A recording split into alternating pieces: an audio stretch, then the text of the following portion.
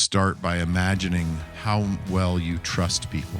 I want you to flip that switch and consider the idea of trusting people to be who they are. If you've been around people where you feel like you can't trust them, then know that and trust that about them. And then you can choose to love them exactly the way they are. It doesn't have to mean that you put down any boundaries or that you change any lines that you've drawn with what's acceptable to you.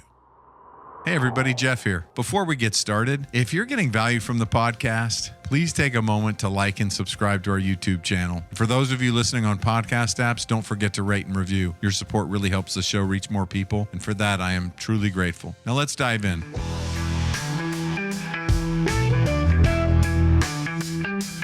Welcome to The Point with Jeff Spikes, the show about achieving goals, embracing growth, and finding your true path. And now, here's your host, Jeff Spikes. Hello and welcome to The Point. This is your host, Jeff Spikes, and Merry Christmas, Happy Hanukkah, and Happy New Year. This is the final episode you'll see for 2024. And isn't that interesting, putting an entire quarter of a century behind you right now? Over the next week, and as we go into 2025, we start the second quarter of this century. To you, that might mean something different than the people around you based on how long you've been walking this earth. It's that might have been something you didn't experience all of, that you might have been born in the last 25 years. You also might have experienced the entire thing. What's it feel like to put a quarter of a century behind you? This might be the second quarter century you're putting behind you. Either way, what is time other than a construct and other than a way of you being able to benchmark and consider ideas and work within your own mindset of what you want and what you can do positively in the world. It's interesting to be able to put things in the rearview mirror, and when the concept comes that this is an entire quarter of a century that you get to put behind yourself, imagine, what does that really mean? A handful of you, as we've shared this, have said, wow, that's just blowing my mind. And others are like, don't even go there. So where do you fall in that mix? And what does it mean to you? That's really all that matters. You know, and the concept of what value you have to add to the world and what value you have to bring within the best of yourself, what really matters is what those are intended to receive from you and what they receive.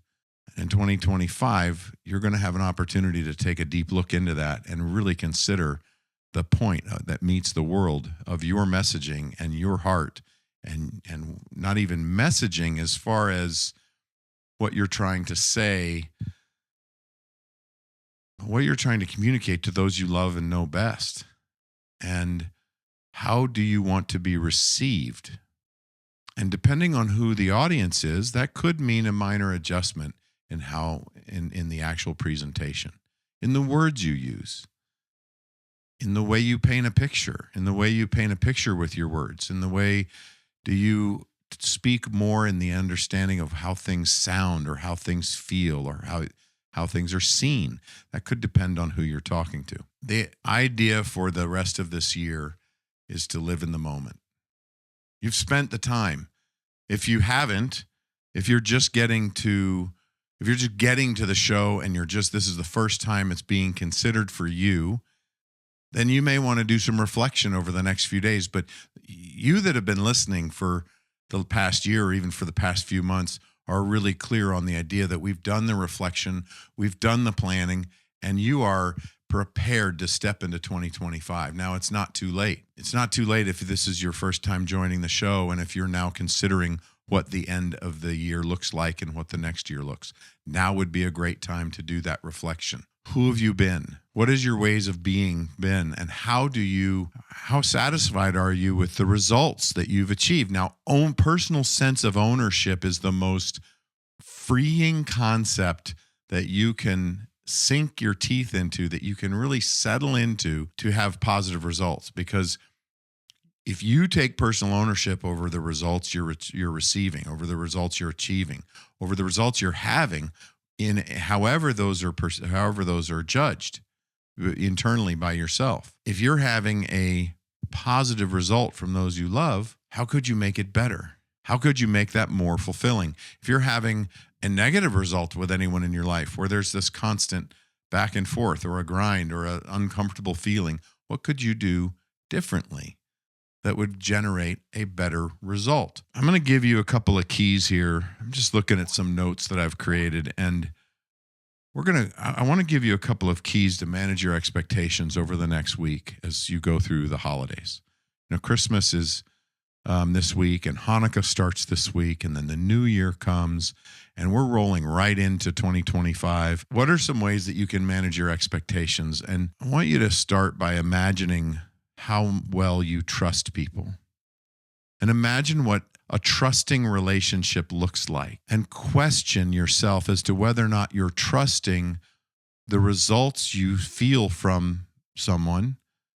Are you trusting that you'll feel a certain way around them or not feel a certain way?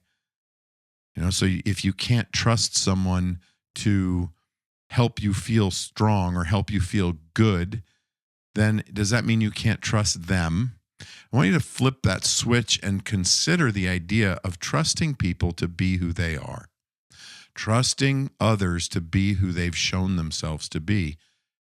If you've been around people where you feel like you can't trust them, then know that and trust that about them. And then you can choose to love them exactly the way they are. And that doesn't have to mean that you put down any boundaries or that you change any lines that you've drawn with what's acceptable to you. It just means that you get to know who they are. A few weeks ago, a lot of feedback came in about the different, it was a lot of fun actually, of the different types of animals that you were considering being. As I talked about, playing with a squirrel in the park and feeding a squirrel in the park, you might get bit because it's a squirrel. And they might not have meant anything mean. They just were biting you. You might pet a cat and they think it's fun to get their claws into you and bite your fingers or your hand. That's trusting an animal to be an animal. And it was so much fun to hear and to experience some of the feedback of the comparisons of animals that you were making, as far as some of them were quite comical. So thank you very much for that feedback or for that sharing. I forget what platform and social media that was on, but it was a lot of fun. You have an opportunity to stay in the ownership seat of your way of being and how you choose to be. And if you want to be an angry, grumpy person, that's a choice you can make. If you want to have hard boundaries and be stoic and calm, or stoic and cool, or just stoic in general, and be rigid and stiff and solid in your frame, that's a choice you can make. The question is, you get to be a choice. You might want to be friendly. You might choose to leave everyone you meet in a better condition than when you met them. Whether that's through a simple compliment and something nice to say, but a key there, you learn to express gratitude for what there is, and you learn to find and practice finding the one thing, even if it's small, the one thing that you can agree with an individual, even if it's just that it's a nice day, or that it's a snowing day or a rainy day. You can comment that the room has been set up well. Find one thing to agree on with somebody and be grateful that you can agree with them on that, and just focus on that. Intentionally focus on what you agree with rather than what you don't. If you sit there and focus on, oh, it's that person again, and they always talk like this, or they're always whatever. You can choose to make up those stories and carry those forward, or you can allow those to rest. And what happens is you will attract more of what you want than what you don't want. By focusing on what you don't want in others, you will attract more of it. So over the next week, and if you're listening to this and you're experiencing this in the last few days and that you still have some in front of you, this is a great practice to bring into 2025. This is a great practice to bring into the next quarter of a century, is stand in the place of ownership of your life, of who you choose to be, and experiment with that. Experiment with the idea of choosing your own frame of consciousness and your own persona, your own identity, and how you want to be perceived by others, and practice being the most effective at doing that. And consider how you want to be received, and then present yourself in a way that allows you to get what you want out of it in how you're being received. If you're spirit driven and you're clear that you have a way to be that you believe is how you're meant to be, then follow that path and be the best that you can be at that. So how can you do this? Trust people to be who they are. Stop trusting people to make you feel a certain way or not have you feel a certain way. Stop trusting them to cross a boundary or not cross a boundary. You have a line that you've drawn that you don't let people past. And it might be closer to you than what you're comfortable with. You might wish that it were way out further where they just respected it without you having to tell them. And that's okay too. Just know that you do have a line that you've drawn that people can't cross, where you become uncomfortable enough to make a change. There is a line that exists there. And you can, once you acknowledge that and take ownership of that, you can then begin to inch that out to where you are more comfortable and work on that. But you don't need to allow someone else's behavior and how they move up against you in those energetic boundaries. You don't need to allow that to change who you are. That is a choice you get to make and you get to evaluate and stick with. You get to say, wow, I am not doing well at creating the results I want with this other person. Or, wow, I am doing phenomenal at creating this result with this other person. Who I want to be, I get to be around that person and it's easy for me, right? And the stronger you get at holding your frame in a consistent manner with how you choose, the easier it becomes because you're training that part of yourself to be consistent. And the more you exercise that, the more you're able to move forward with all different types of people and hold that frame. So that's one. Then choose to love them the way they are. Rather than be bitter or angry or upset or disenchanted or anything else, just choose to love them the way they are. Choose to love the opportunity to strengthen yourself and how you are able to become the person you're meant to be, right? Make your life and your interaction with everyone else about you being the greatest person you can, you being of service in the world and in the community or to your, to your spirit and your consciousness and your understanding of what God is, and truly move forward in that way of being best with your creator, of how you've been created and how you're designed. You might find it useful to be grateful for what is not happening that might have happened otherwise. You might have to hang on to that one thing that I'm grateful that I can at least be in the same room with this person that I'm not normally enjoying being around.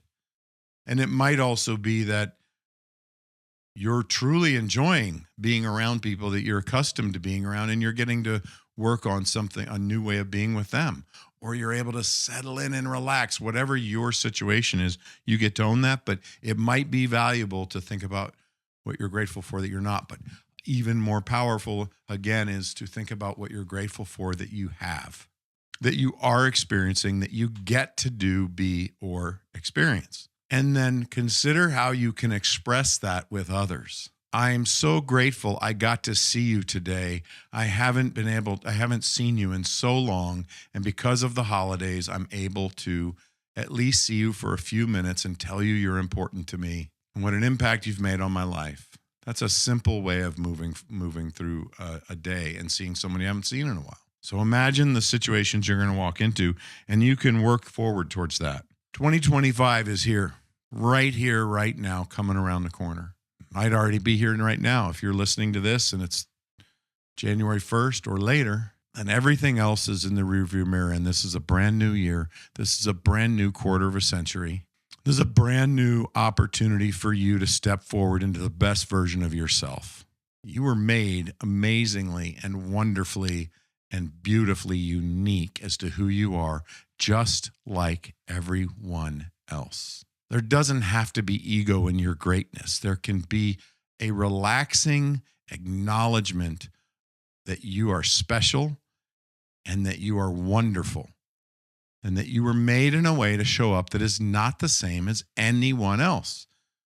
1 in 1.33 million % chance that you have the same top 5 of strengths is what Clifton Strength says. You know, there's biblical reference to knowing every hair on your head, the intimacy of knowing of who you are specifically. And I could go on for days. You can open the door. Your imagination and your thought process is already opened to your understanding of how unique you are. So much of the world is sometimes concerned with not wanting to be egotistical and not wanting to do other things. If you're in flow and you're in the natural version of yourself, interjecting in your way, 3 things can happen for you. You will hold yourself more sacred and only use the best of yourself when it's being valued.